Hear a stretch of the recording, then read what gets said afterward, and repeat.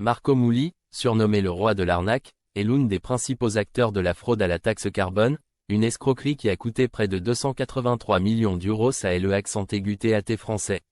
Avec ses complices, il achetait des quotas de carbone sans TVA à l'étranger, les revendait en France en y ajoutant la TVA, qu'il ne reversait jamais.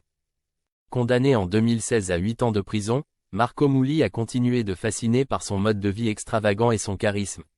Toutefois, de nouvelles enquêtes pourraient bien le conduire à un retour derrière les barreaux. Marco Mouli, véritable roi du show, est aussi drôle qu'extravagant.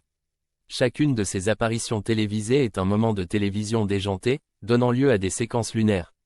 Avec un sens inné du spectacle, il sait toujours se faire remarquer, que cela plaise ou non. Sa dernière apparition sur le plateau de Touche pas à mon poste en est la preuve éclatante. Il y a lâché avec provocation, jaille l'argent.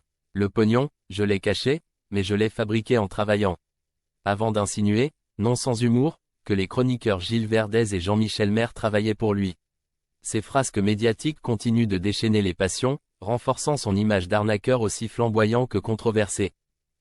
Sous son véritable nom, Mardoché Mouli, Marco Mouli est déjà passé par la case prison. Et il a fait de nouveau face à des ennuis judiciaires. Le papa de 59 ans a été jugé mercredi dernier pendant plus de 13 heures pour escroquerie et organisation frauduleuse d'insolvabilité. Alors que la décision du tribunal est attendue pour le 12 novembre, une peine de prison pourrait être requise contre le showman.